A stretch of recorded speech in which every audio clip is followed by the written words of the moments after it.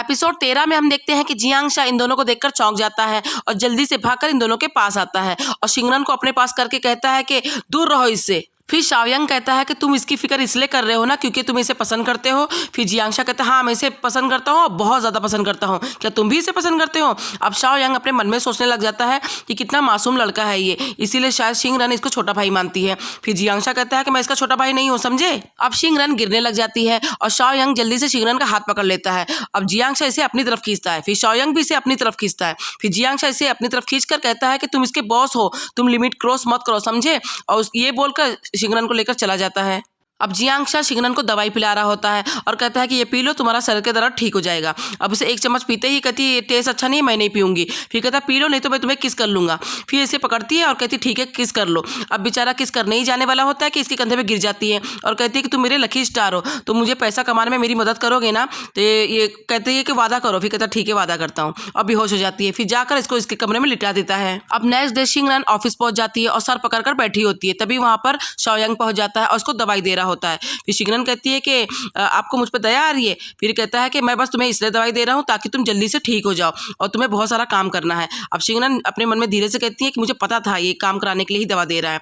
फिर ये कहता है कि दोबारा इतनी ज़्यादा ड्रिंक मत करना, देखो कैसी हालत हो गई तुम्हारी। फिर शिंगरन कहती है कि मैं जानबूझ के थोड़ी ना पी रही थी, मैं तो क्लाइंट को खुश करने के लिए कर रही थी ताकि मुझे न्यू केस मिल जाए। अब शाओयांग इसको न्यू केस देता है और कहता है कि क्लाइंट मान गया है और उसने ये केस तुम्हें ही दिया है। अब शिंगरन अपना केस लेकर बैठी होती है। तभी इसके पास इसका कलीग आता है और कहता है कि ये केस कैसा है। अब शिंगरन बताती है कि जो मेरा क्लाइंट है वो एक बहुत बड़ी कंपनी का बॉस है और उसकी एक एम्प्लॉई है, तो वो अपना प्रमोशन पाने के लिए मेरे क्लाइंट को सेड्यूस कर रही थी, लेकिन मेरे क्लाइंट को पता चल चुका कि ऐसा कर रही है तो उसने उसको प्रमोशन नहीं दिया, इसलिए वो गुस्सा हो गई और इसके ऊपर छेड़खानी का इल्ज़ाम लगा रही है। फिर इसकी दूसरी कलीग कहती है कि मुझे तो कुछ गड़बड़ लग रही है, बॉस तो कितना अमीर है और वो मामला वहीं पर सुलझा सकता था अगर उसने कुछ भी नहीं किया है, तो क्या पता ये लड़की ही विक्टिम हो और इसे ही फंसाया जा रहा हो। अब ऑफिस की छुट्टी होने के बाद शिंगरन अकेले जा रही होती है और अपनी कलीग के बारे में ही सोच रही होती है कि उसने बताई है कि क्या पता ये लड़की शरीफ हो और इसको ही फंसाया जा रहा हो। फिर शिंगरन सोचती है कि मैं अपने क्लाइंट से पहले बात कर लेती हूँ और उसको मैसेज करने लग जाती है। तभी वहाँ पर जियांग पहुंच जाता है और इसकी मन की बातें सुनकर इसको कहता है कि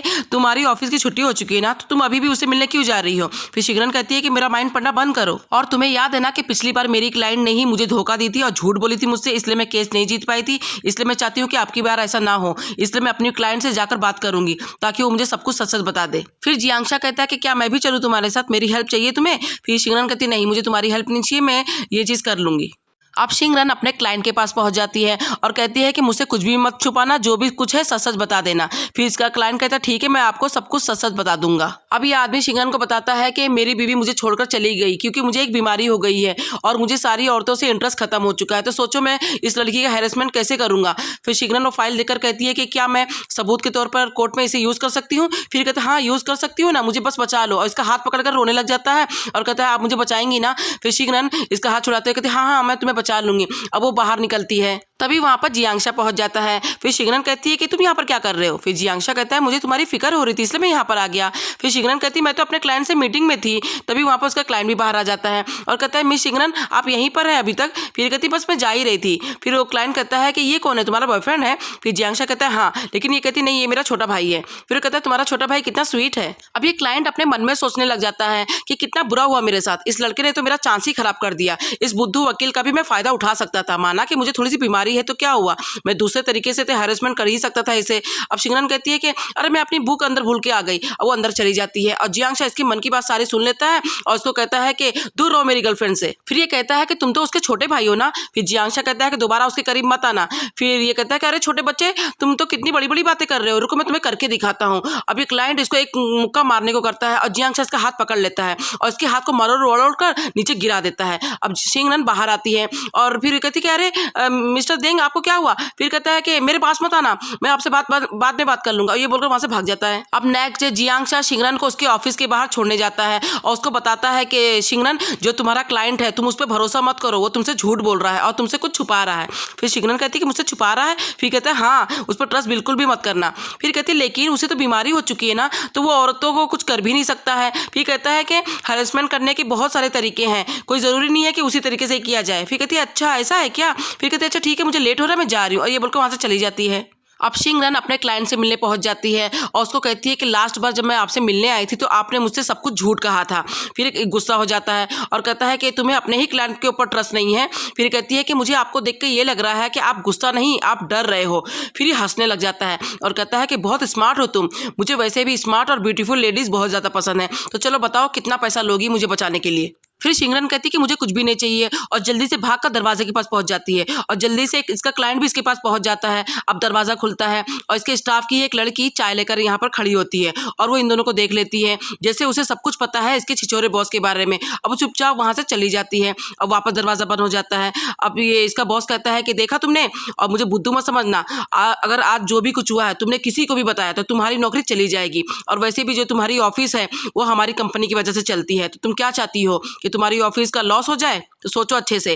फिर से वापस दरवाजा खुलता है और कहती ठीक है, और वहां से भाग जाती है। और हम देखते हैं कि जिस लड़की ने इसके बॉस पे इल्जाम लगाई है वो अपना सामान लेने के लिए वापस आई है और सारी लड़कियां उसको देखकर कह रही होती कि इसके कपड़े देखो और इसे शर्म तो है ही नहीं, एक तो इल्जाम लगाती है बॉस पर और ऐसे कपड़े पहनकर घूम रही है। अब सिंगरन ऑफिस के नीचे पहुंच जाती है और कहती है कि मुझे इस ऑफिस में एक मिनट भी नहीं रहना है। फिर वो देखती है कि बाहर बारिश हो रही है, फिर वो अपने बैग को सर पे रखकर ही बाहर निकलकर चली जाती है। तभी वहां पर जियांशा पहुंच जाता है और उसको लेकर घर आ जाता है। अब सिंगरन को सर्दी हो जाती है और जियांशा उसको काढ़ा बनाकर देता है और कहता है ये पी लो, सर्दी ठीक हो जाएगी। फिर सिंगरन कहती है कि मुझे समझ नहीं आ रहा है कि मैं ये केस लूं कि नहीं लूं, क्योंकि इतनी आसानी से सब कुछ चल रहा है और मैं केस जीत भी जाऊंगी, लेकिन मुझे ये तो पता है ना कि मेरा क्लाइंट मुझसे झूठ बोल रहा है और मैं उसे बचाना भी नहीं चाहती। लेकिन अगर मैं ये केस ना लूं तो हमारे ऑफिस में इफेक्ट पड़ेगा और हमारी ऑफिस को बहुत बड़ा नुकसान हो जाए, तो मैं क्या करूं? फिर जियांशा कहता है कि तुम कुछ भी चूज करो, मैं तुम्हारा साथ दूंगा। फिर कहती सच्ची, अगर मैं पैसे के लिए केस ले लूं तो? फिर कहता है मुझे पता है कि तुम ये केस नहीं लोगी।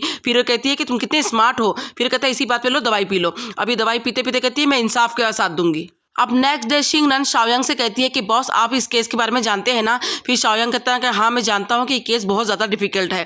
फिर कहती है कि बॉस क्या अगर मैं हार गई तो क्या आप मुझे ब्लेम करेंगे? फिर कहता है नहीं, मैं तुम्हें ब्लेम नहीं करूंगा, लेकिन बस मैं चाहता हूँ कि तुम अपना बेस्ट दो। अब सिंगरन घर आ जाती है और घर में बैठे बैठे सोच रही होती कि मैं ये केस कैसे हारूं कि किसी को भी लगे भी नहीं कि मैं जानबूझ के केस हारी हूँ। बस मैं यही चाहती हूँ कि किसी को लगे भी ना और हमारी ऑफिस को भी कुछ असर ना पड़े। और सीईओ मेरे अपोजिट में केस लड़ रही है, तो क्या मैं सारे सबूत सीईओ को जाके दे दूं ताकि वो जीत जाए और मैं हार जाऊं? फिर कहती नहीं नहीं, मैं उसे कांटेक्ट नहीं करूंगी। तभी वहां पर जियांशा बैठा होता है और जल्दी से इसका मोबाइल ले लेता है और कहता है कि मैं मैसेज कर देता हूँ, और जल्दी जल्दी मैसेज करने लग जाता है। अब सिंगरन इससे अपना मोबाइल छीनने लग जाती है, कहती नहीं नहीं ऐसा मत करना, लेकिन जियांशा उसको मैसेज भेज चुका होता है। और वहाँ सीईओ मैसेज पढ़ती है और मैसेज में लिखा होता है कि कल मुझसे मिलो, मैं तुमसे कुछ बात करना चाहती हूँ, हम दोनों का फायदा होगा। अब सिंगरन कहती है कि तुमने क्या किया? सीईओ मुझ पर हंस रही होगी, सब तुम्हारी गलती है, और वो तकिया लेके जियांशा को मारने लग जाती है। अब इन दोनों की मस्ती यहाँ पर चालू रहती है और वहीं पर वो छोटा सी टेडी बियर रखा रहता है और उस टेडी बियर में जुनवे ने एक माइक्रोफोन लगा के रखा है और अपने घर में बैठकर इन लोगों की बातें सुन रहा होता है।